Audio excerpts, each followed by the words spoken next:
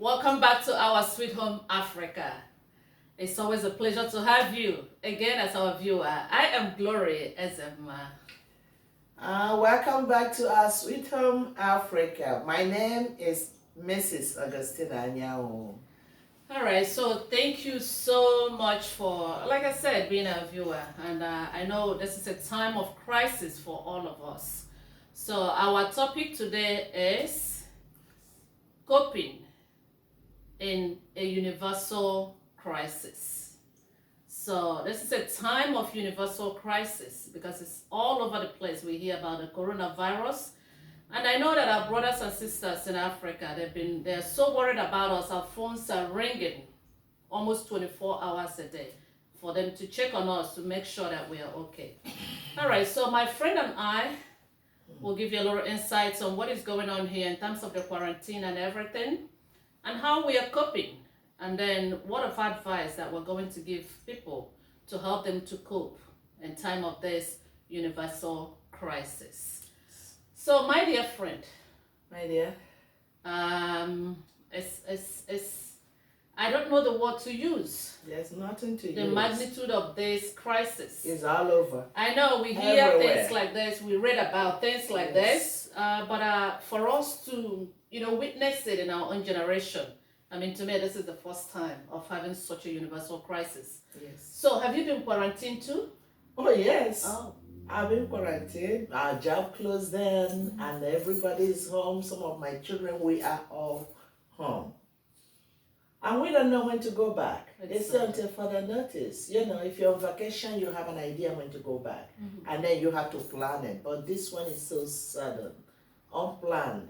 We are hearing about it on TV.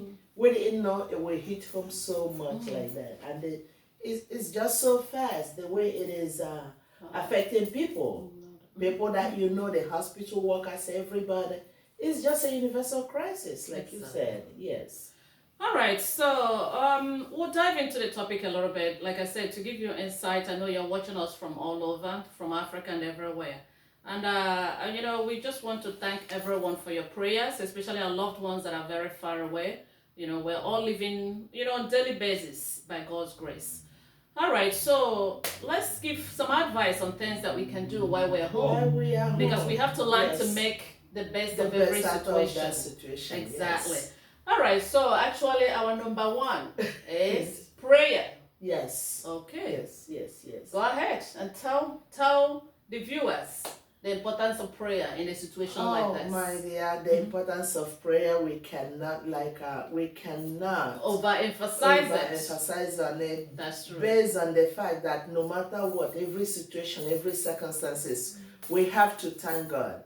And when you are in certain situations, you go to the house of prayer. Whether anybody there is there or not. That's an asylum. That's where people go for asylum. Exactly. But an unfortunate thing, if you're a Christian or no matter your own denomination, the government, depending on what state you are watching us from, have stated, like they gave us a limit, how many people have to gather the specific time. That's true. Because they don't want people to have contact that much with each other, because actually we don't even know where this come from. And that, to me, prayer and God, that's the only source. And that's how we are going to get better. Because scientists themselves tell that, hey, we don't know what this is. And they're trying to figure out what kind of medication they're going to use. But meanwhile, it is kind of like spreading, like wildfire. So to me, prayer, whether your church is closed, whether you pray online, no matter where you pray, if you pray once a day, we need to make it 3 times a day, whether somebody is there or not. We need to start lifting each other in prayer. We need to start asking God for forgiveness, for mercy, to have mercy on the whole nation, because He's a God of compassion. He's going to heal us. He's going to restore the people. So to me, that's exactly, what I can say. Whether your church is closed or is not closed, we need to pray. Do not give up. They might say, okay, on Sundays, you cannot gather. That doesn't mean your living room, your dining room, whatever room you have, call a friend on a phone, put 2 or 3 people together, and then that becomes a prayer time. Pray without ceasing, the Bible said. This is the time for us to pray. Children of God, I don't care what you worship, this is time to pray and ask God to have mercy and heal everybody. We cannot live in fear because fear is another thing. You put on the TV, corona, corona, corona. They're telling us, giving us a census of people that are contracted it on a daily basis, people that died. Is anybody getting healed from this? Is anybody being cured from this? Is what we never heard. All I hear is people that get it on a daily basis. And the problem with this corona, the corona don't discriminate. Exactly. Actually, we're going there. But let me just put something a little bit into what you just brought up in terms of the prayer. Okay. And what I want to add, because actually my friend said it all, as usual. But in time of crisis, especially when you're dealing with something that they're still looking for cure. So what is the cure that you have? It's prayer. It's God that you can run to. I work in the hospital. We're there almost every day, even with the crisis. But I don't give up because my only consolation and my only shield at this time is prayer. So I'm encouraging everyone, just like my friend said, it doesn't matter even if the house of worship is closed. You can pray with your friends. I pray with my friend almost every blessed day. We call each other and we pray. So you can pick up a prayer partner, or you can join a prayer group everywhere and pray. That's number one. Number two, what you brought up in terms of discrimination. We talked about discrimination in the last episode, actually 2 weeks ago. Even before this crisis came, you could see this is a crisis that does not discriminate. Oh, yes. This disease does not know who is black. It does not know who is white. It does not know who is wherever in the government. Exactly. Or the poor. The rich or the poor. It does not. There's no discrimination. So that's why we all have to come together and pray together. It doesn't matter where you come from, irrespective of your skin color, your status, or anything. Let's join hands together and pray. All right. So the next thing that we could do while we're home is a time to cook. I know it sounds very simple, but you see, in a situation like this, that everyone is grounded, I think it's a time for us to go back to the basic. Because actually what we talk about in this show is almost like how we used to live life in Africa and everything. But most of us have come here to the Western world due to the busy schedule and everything. Many of us don't cook anymore. So we just run to the restaurant and everywhere. So staying home with this situation, I think it's a time to think about cooking again. If you haven't been cooking, you cook for your family. You spend family time together. And I don't know what you need to add about the cooking. What I need to add when you say cook, do you know some stores we don't have things, the regular things we buy?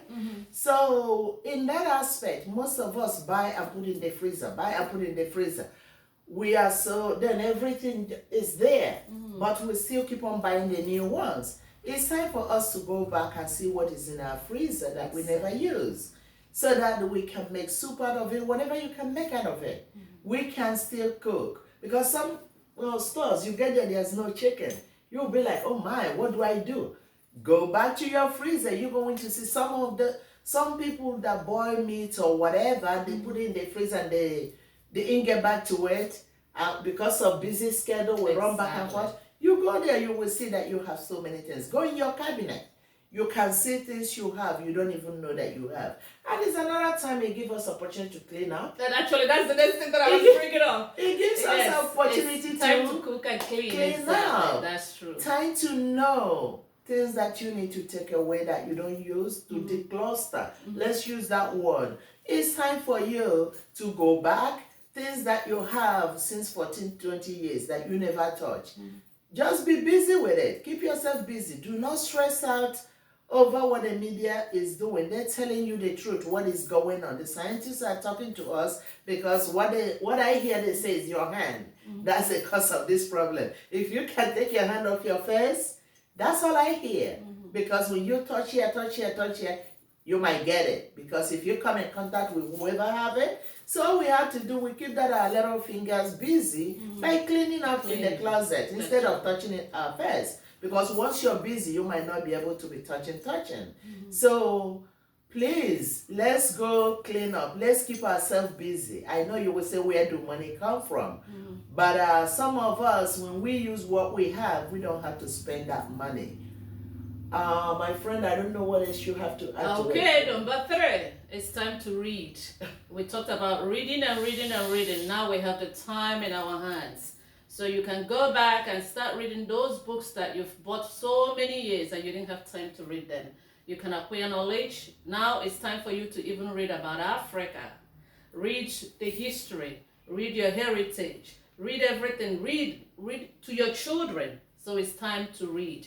And then help them with the homework, actually, because the kids are home from school. Yeah, they came home with a So package. now it's time for you to get involved in what they're doing in school, because I know, like we said, in the Western world, it's so busy that people sometimes do not have time to stay with the children. So it's time to stay with them one-to-one and see what they're doing in school, look at their homework. If there's any way that you can help them, you can help them with certain things. So actually, it's an indirect family time. Go ahead with the reading if you need to add you're more. right. You're right about that. The reading and doing the children's work, actually, because I work in a school system. The children went home with a package. If you're a parent and have not picked your own for your child, call your classroom teacher or call the classroom teacher of your child, because the child come home. Each day the child have schoolwork to do. So you sit there and see what the children do. If you don't know it, that child will teach you too. Because some of them, their homeworks are a little bit hard for some people, So reading, as my friend said, yes, when we have to acquire knowledge and we Google some places, Africa, some of us come out here when we were young. Some of us come out here, we didn't know much about African history. So this is about time now for us to read and know that Africans are not murderers, they're not killers. You will see the beautiful things God beautify us with. So maybe that will be able to entice you. After all said and done, you want to go back and see what we left behind that is still untapped. All right. Actually, there's something that I need to add, actually, because we had a family time yesterday, and then there was something that one of my family members actually added. He said it's a time to teach the language. Oh, yeah. That the kids actually, then I said, oh, you know what? I'm going to start teaching my kids my language, because actually I started when they were small, but I stopped because of the busy schedule. So now it's wherever you come from, any parts of the world, you can sit down now, talk to your children, teach them the language. Now you have the time. All right. And teach them how to cook our food. Exactly. Some of them now, because I know some children, they go to African restaurants, those that live far, we can't even see jollof rice. This is time now to cook the jollof rice. This is time now to make the pepper soup, depending on where you come from. Or make a forward, or make a fensala, wherever you come from, any part of Africa, or make banga soup, anywhere you come from. So this is time now it's not time to fuss at each other. Exactly. Because we already have a crisis in our hand. This is time for us, for families that have already misstepped in one way or the other. This is time to reintroduce yourself to your family. This is time for you to know your children more. This is time for you not to focus on the negatives that is going on or you notice. When you see any little thing they did that is good, acknowledge it. Let them know that, today you cleaned your room. You did your dishes. Acknowledge them for little things so they can do bigger things. It's not time to say, you've been laying down all day, because everybody is trying to know how to handle this situation. They come back from school, wherever they are, doesn't mean they are happy, because this was so unplanned. So people might display, their frustration in one way or the other. So mommy, daddy, it is you now. The ball is on your court to know how to redirect, how to help your children cope with the situation. My dear. Another one. All right. So I know with the social media, we talked about social media and the distraction, and we're getting so many news about the coronavirus that sometimes even when you're sleeping, your phones are going ting constantly. I think this is also a good time, as much as we're sharing information, to call your friends and talk to your friends, people that you have not even talked for a while, not at your home. You can pick up your phone and call them and have some conversations. Is that true? My dear, it's true. At the same time, not only your friend, if you know the elderly ones in the family, in the church, check on that them. You attend, please check on them. Because some of them are, like the social media, the TV was showing us people fighting over just tissue paper, fighting over napkins. And if you are able-bodied right now and you don't have it, you go to store from store to store, they don't have it. Think about the 60, 70-year-old, 65-year-old that maybe might not be able to move as fast. Exactly. You know, you can be 65 and you're still agile. But some people are 65, their knee, their back, they don't move that fast. Please, check on them. Check on them. Exactly. Church members, check on them, call on them, see how they're doing. If any of them need assistance, no matter we are being quarantined, we have to find a way to reach out to them so they can survive this period. Being in your home, in your house, 24 hours, 7 days a week is not a joke. You know, so please, let's reach out to people that we have not seen or spoken to, that now the church, some churches are being closed. You didn't see them on Sunday for you to say, okay, after church, let them come and get food. Please reach out to them. And as you do that, God will bless you too. You know that. Exactly. Might be another one. All right, so we're almost there, almost finishing. We are? All right, another thing is obey instruction. You know, we are Africans. And Yes. actually, that's another episode that we'll talk about. It's very important to obey instruction because Yes. you see how people react here in times of crisis. So there's so many things that we have to learn. Actually, like I said, another episode that we'll talk about reaction to crisis in Africa. Because when you know, I admire people here, how they react to crisis. Here, like we said, there's no poor people, there's no rich people in terms of crisis.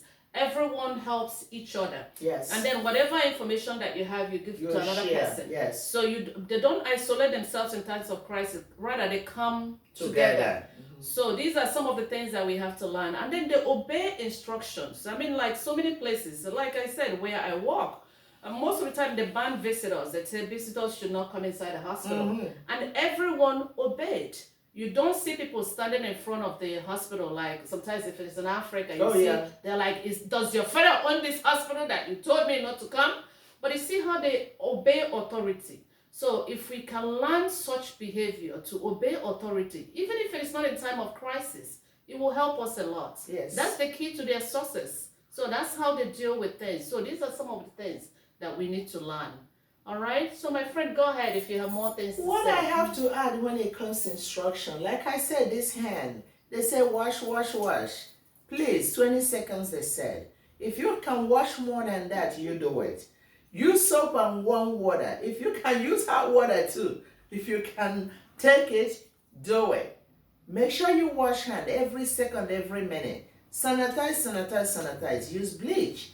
Do what you can. So that no matter you're being quarantined, doesn't mean you cannot get it because you're still touching surfaces. So we do not know where this corona come from. In the air, on the land, we do not know. But so long as the scientists are telling us to wash our hands, you don't have to work in a healthcare system to be washing your hand. Every move you make, wash your hand. That's part of obeying instruction. Try to stay away as much as you can. Touching your face, your eyes, your mouth, your ears, whatever it is, they say do not do. Please, let's obey instructions so that we can be safe. It is for our own sake. They're saying that. Whatever instruction you hear, they say do not do, please do not do it. Let's not say, oh, it's for some people. It is not for some people. You young ones, they were saying, oh, if your immune system is compromised. You can be young and your immune system is compromised. So do not say because it's for 60 years and above. Little kids are getting it now. Sometimes they don't even know if their immune system is so compromised because they're still active, moving around. Exactly. So please, do whatever you can to do self-quarantine. Anywhere you want to go now, please cancel, cancel, cancel.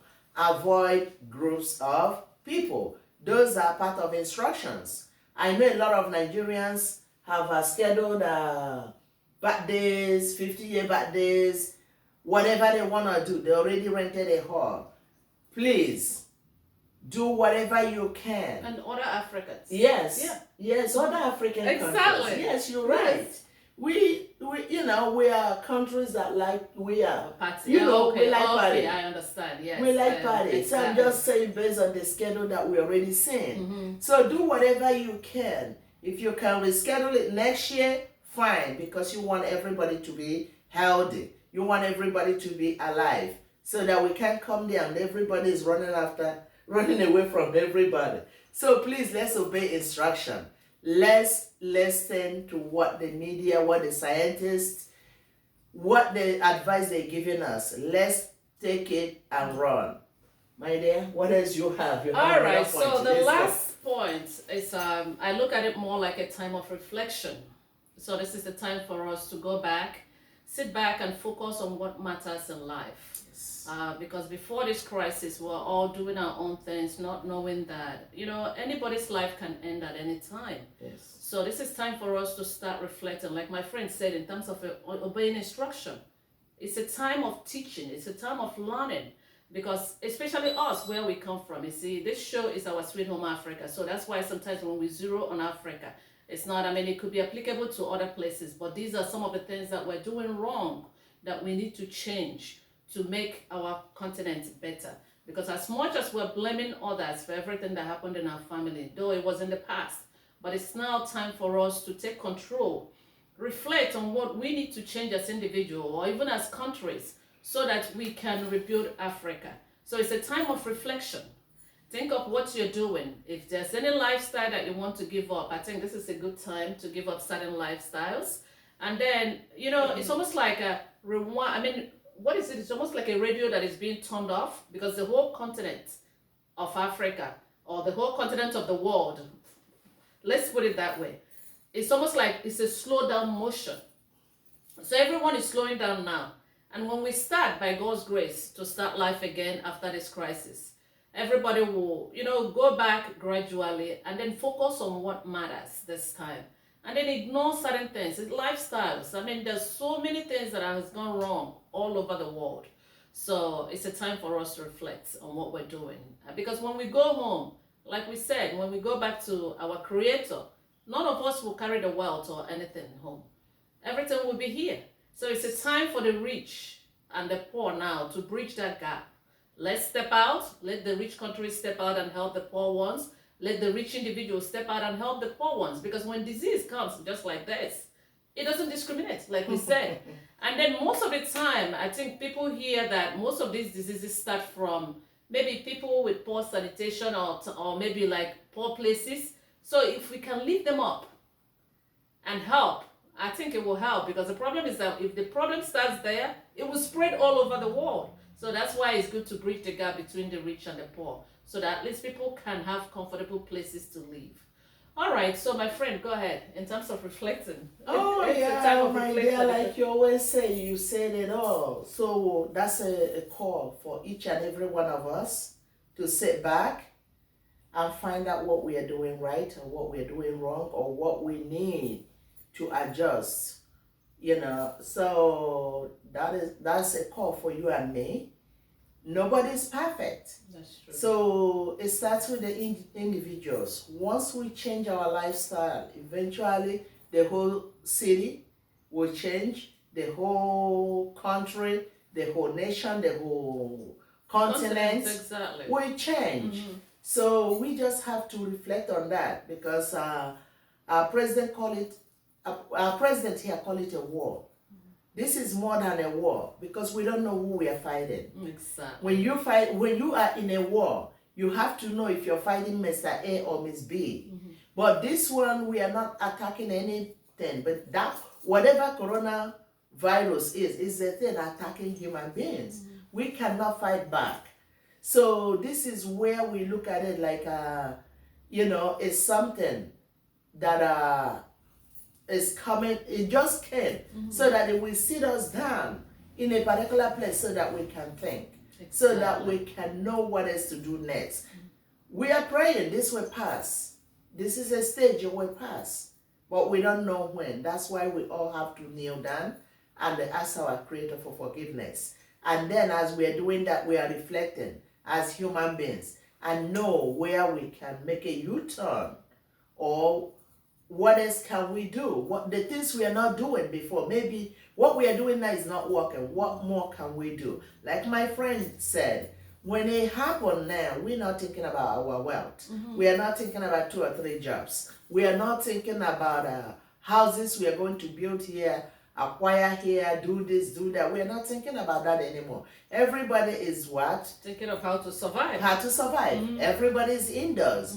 No matter people are talking. Some of them are talking from their living room now, sending it out because nobody want to die. That being the case, please, let's follow instruction. Let's follow direction. Let's sit down and ponder what is next after now. So please, my friend, what else? Can you it's hand been a up? long episode actually, Yes. and I know this is not a time to Panic. Exactly. So Let's please, take panic and fear exactly. out Do of not this. fear. Instead of fearing, just pray. Yeah. And then there's something that I want to add actually before we end. We talked about reading. I know I always go back to it because, like I said, with other episodes that we're going to do, we'll talk about finances and everything in the in diaspora, how people are struggling to work to make ends meet. So this is a good time now when you're home to sit down, look at your credit cards, and look at your statement and read it very well, the fine print, because most of us did not have time to read those things. Look at your mortgage, read the fine print now. And the student loan, look at your student loan contract and see and read it, because now you have the time. So that when things get better, you know how to, spring forth again and know how to handle your finances. All right, so my friend, I don't know if you have other things to add. There's nothing to add. Maybe in the next episode, because all we are telling our people to be safe. Those in Nigeria, they don't have. Like African countries, some of them don't have most of the equipment the to save equipment they life. have here. So please listen for instruction. Too. Don't think you're immune to it. Exactly. No matter what you hear, the social media or anybody tell you, that's why Africans can't get it. Just be careful, because I think the number have increased from 2 to 8. So be careful. Do self-quarantine if possible, because I think that will help. We are over there. Just so obey crowded, instruction, whatever your government, whatever, Yes. depending on the part of Africa that you're in. Yes. Whatever the government is saying, just listen to that, advice, and they just obey instructions. Yes. All right, so that's our episode today, and we'll end it with a prayer, with a crisis. Yeah. So let us pray, our viewers. All right, most merciful Father, we thank you for another wonderful day in the land of the living. It's only by your grace that we're living wherever we are in the world. But we believe in you that this crisis will also disappear, as every other crisis that came. We had Ebola, we had other crises that happened many, many years ago, and they all came and they were gone. But guide us, God, if this is a wake-up point in our lives, guide us so that we'll continue to make better decisions. We thank you for what you have done already in the world and what you're yet to do. In Jesus' name we have prayed. Amen. So thank you so much, our viewers, and look forward to watching another episode of Our Sweet Home Africa. Thank you so much, and may God bless you. Thank you so much. Don't forget to subscribe. Send it to your friends, families, and well-wishers, co-workers. Send it out, don't be stingy with it. And then don't forget to subscribe so that you can get it right away as soon as we post it out. God bless you as you do that. Fear not, for the Lord is with us. Thank you. Right? Thank you. you. Thank you.